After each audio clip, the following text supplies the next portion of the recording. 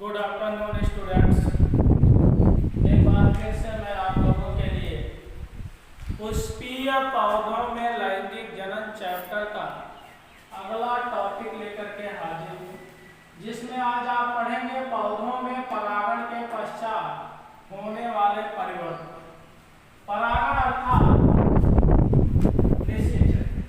अर्थात हम नहीं बोल सकते, लेकिन हम उसे दूसरे शब्दों में उसकी व्याख्या कर सकते हैं।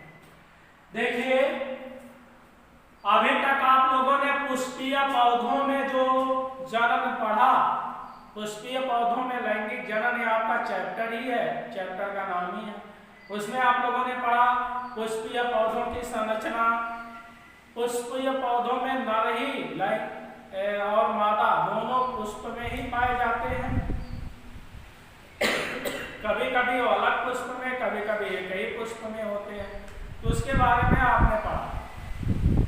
अब आप पढ़ेंगे कि जो आपने पढ़ा था परागण, यानी पराग कणों का वर्तिकाग्र तक पहुंचना ही परागण है।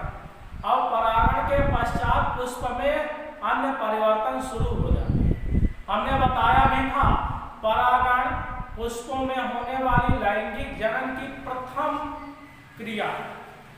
परागण ही वह क्रिया है जिसके द्वारा पुष्पीय पौधों में लैंगिक जनन का श्री गणेश हो जाता है, यानी आरंभिक अवस्था यानी शुरुआत वही है।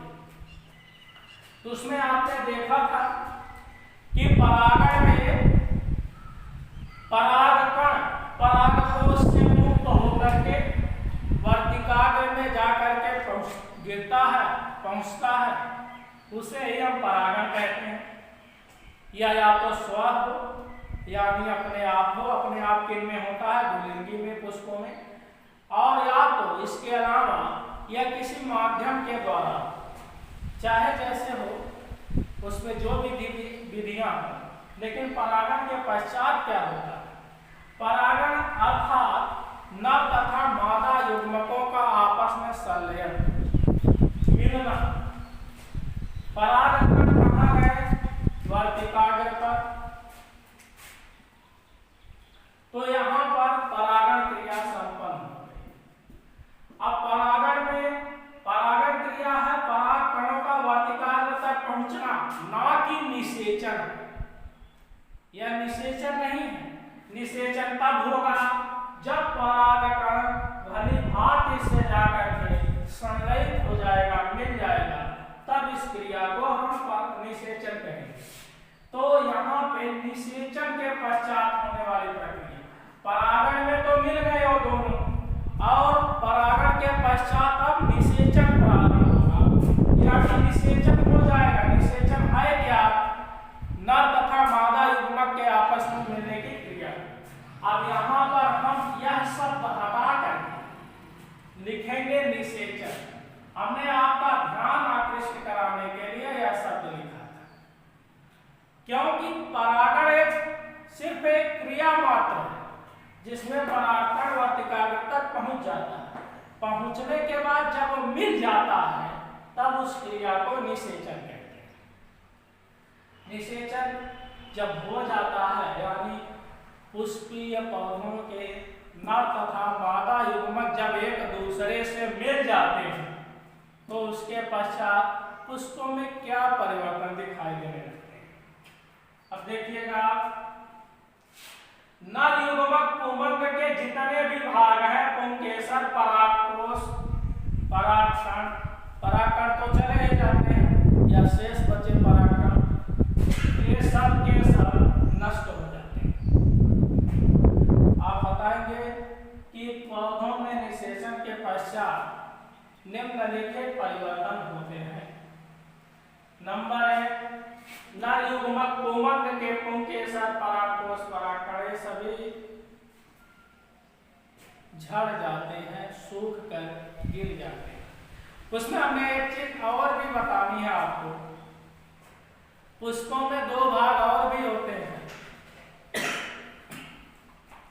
एक बाह्य दलपुंज होता है और एक दलपुंज। जो बाह्य दलपुंज और दलपुंज होते हैं, ये भी सूख कर गिर जाते हैं। इसकी चर्चा भी यहाँ पे हम करेंगे। यानी फर्स्ट पॉइंट यही लिखेंगे परिवर्तन में, बाह्य दलपुंज और दलपुंज सूख कर गिर जाते हैं। यहाँ पर देखिएगा, बाह्य दलपुंज और दलपुंज में जो दलपुंज होते हैं वो प्रायः सभी पुष्पों में सूख कर गिर जाते हैं, लेकिन जो बाह्य दलपुंज होते हैं वो प्रायः सभी पुष्पों में नहीं गिरते, ये भी देखा गया है। और कुछ पुष्पों में ऐसे हैं पुष्प जिनमें दलपुंज भी सूख कर नहीं गिरते हैं। तो ये ऐसा होता है, इसमें दोनों बातें हो सकती हैं कि बाह्य दलपुंज भी गिर सकता है अथवा जनरली नहीं गिरता है। लेकिन दलपुंज जो है वो सामान्यतः सभी में नहीं गिरता है, लेकिन कुछ में दलपुंज भी गिर जाता है। तो जो सामान्य अवस्थाएं हैं उनमें लिखेंगे कि बाह्य दलपुंज और दलपुंज प्रायः गिर जाते हैं। यहाँ प्रायः शब्द का प्रयोग करेंगे, प्रायः गिर जाते हैं। नर युग्मक कोमल पुंकेसर परागकोश परागकण आदि भी सूखकर गिर जाते हैं।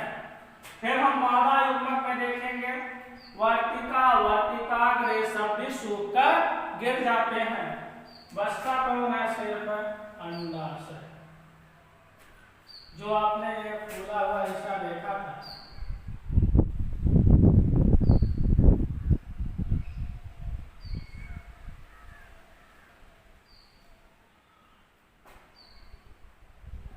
अंडाशय केवल यही एकमात्र बचता और इसमें फिर अंडाशय फल भित्ति और बीजांड में बदल जाता है। यानी ये अंडाशय क्या बनाता है? फल भित्ति बनाता है और क्या बनाता है? बीजांड बनाता है। ठीक है। फल भित्ति जो है, फल भित्ति से फल का निर्माण होता है और बीजांड से बीज चोल,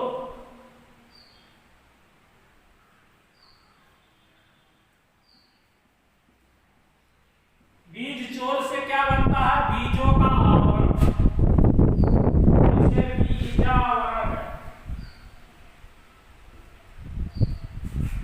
और बीजांड से क्या बनता है? बीज। पहला ये बनता है, दूसरा बीज। क्योंकि बीज के ऊपर कवर होते हैं, जो आवरण होते हैं वह बीज चोल से बनते हैं, बीज चोल से बीजावरण बनते हैं और बीजांड से बीज चोल और बीज बनता है। यानी बीज चोल से बीजावरण, बीज के ऊपर का आवरण और बीज बनता है। तो देखेंगे एक बार फिर से, अंडाशय केवल बचता है। अंडाशय विकसित होकर के दो भागों में बदलता है, फल भित्ति और बीजांड। फल भित्ति से फल बनते हैं, बीजांड से बीज चोल और बीज बनते हैं। बीज चोल से बीजों के ऊपर का आवरण बनता है और उसी आवरण के भीतर बीज बनता है। ध्यान दीजिएगा, अनावृत बीजी पौधों में बीज चोल यानी बीजावरण का निर्माण नहीं होता, केवल बीज का निर्माण होता है। इसीलिए अनावृत बीजियों में जो बीज होते हैं वो नग्न होते हैं, नेक्ड होते हैं, और आवृत बीजियों में बीज चोल यानी बीजावरण का निर्माण होता है। और फिर बीजावरण का निर्माण होने के कारण उनमें उनके बीज, आवृत बीजियों के बीज नग्न अवस्था में नहीं होते, बल्कि उनके बीज के ऊपर एक आवरण पाया जाता है। तो इसलिए जो एंजियोस्पर्म और जिम्नोस्पर्म यानी कि आवृत बीजी और अनावृत बीजी के लक्षणों में मूल अंतर है, नग्न बीजी और आवरण युक्त बीज वाले पौधे, तो उसका यही कारण है इनमें बीज चोल होता है और उनमें बीज चोल बनता ही नहीं है। अब जो स्टूडेंट्स जानते होंगे कि इसका क्या रीजन है कि क्यों नहीं बीज चोल बनता और क्यों नग्न बीज होते हैं अनावृत बीजियों का, वो कमेंट बॉक्स में लिखेंगे ताकि हम भी देखें कि कितने लोग इसको जानते हैं। कल हम इसके बारे में अगले वीडियो में आपको हम बता देंगे। अब देखिए आगे कि फलभित्त से फल बनता है, बीजांड से बीज बनता है और उसके बीजों के ऊपर का आवरण। यह प्रक्रिया यहीं पे अब समाप्त हो जाती है, यानी निषेचन के पश्चात पुष्प में परिवर्तन देखने को मिलता है और अंतिम उपलब्धि इसकी फल और बीज है। जो ऐसे पौधे जिनमें खाली बीज बनते हैं उनमें केवल अंडाशय बीजांड के रूप में परिवर्तित होगा, जबकि जिनमें फल और बीज दोनों बनते हैं उन्हें फलभित्ति और बीजांड दोनों के रूप में परिवर्तित होगा। जैसे आम है, अमरूद है, अनार है और इन सब में फलभित्ति और बीजांड दोनों रूप में अंडाशय बदलेगा। लेकिन केवल अगर बात करें हम कि जो बीज वाले हैं मात्र उनमें केवल बीजांड बनेगा, जिससे बीज चोल और बीज बनेगा। इस प्रकार के यह क्रिया संपन्न होती है। अब हम फलों के प्रकार पढ़ेंगे जो आपके सिलेबस में है।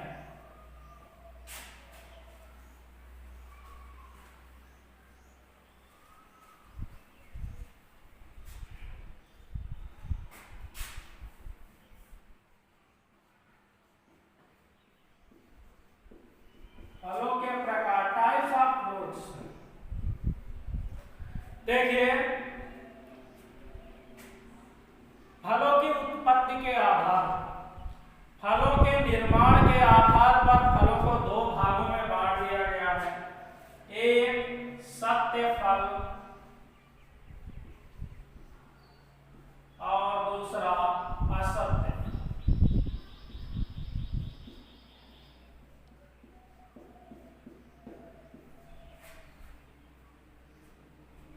यह बार बार आपकी ओपी बोर्ड परीक्षाओं में और दूसरी अन्य परीक्षाओं में पूछा जाता है। अब इसको ध्यान से देखिएगा, सत्य फल किसे कहते हैं। ये कॉम्पिटिटिव एग्जाम में भी दोनों प्रश्न बहुत ज्यादा पूछे जाते हैं। सत्य फल वे फल होते हैं जिनका निर्माण अंडाशय से होता है, यानी अंडाशय से निर्मित होने वाले फलों को हम सत्य फल कहते हैं। जो अंडाशय से बनते हैं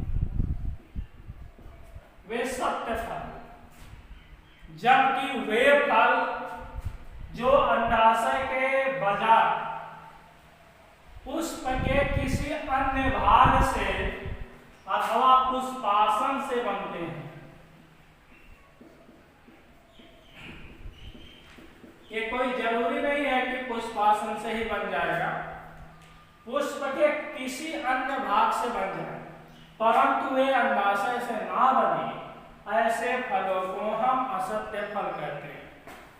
इसके उदाहरण देखिए स्टूडेंट्स, देखिए सत्य फल जो अंडाशय से बनते हैं उनके हमने 4 उदाहरण यहाँ दिए, आम, अमरूद, संतरा, अनार। और असत्य फल जो अंडाशय के बजाय पुष्प के किसी भी अन्य भाग से, ज्यादातर पुष्पासन से बन जाते हैं, असत्य फल कहलाते हैं। जैसे सेब, कटहल, नाशपाती, काजू, स्ट्रॉबेरी, ये सब उदाहरण हैं जो प्रमुख रूप से लिखे जाते हैं। सत्य तथा असत्य फल में अंतर क्या होते हैं, ऐसे प्रश्न पूछे जाते हैं। सत्य फल किसे कहते हैं? 4 आभासी या कूट फल के नाम लिखिए, ये प्रश्न पूछा गया है। असत्य फल को और किन नामों से जाना जाता है? देखिए असत्य फल को आभासी फल भी कहते हैं। अगर इस नाम से क्वेश्चन पूछेगा तो कंफ्यूज मत होना। और असत्य फल को कूट फल के नाम से भी जाना जाता है। तो एक बार पूछा गया है कि 4 कूट फलों के नाम बताइए। एक बार पूछा गया कि आभासी फल किसे कहते हैं, प्रमुख आभासी फलों के नाम लिखिए।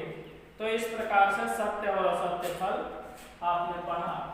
अब हम कल बहुभ्रूणता और आदिशेष जनन के बारे में चर्चा करेंगे।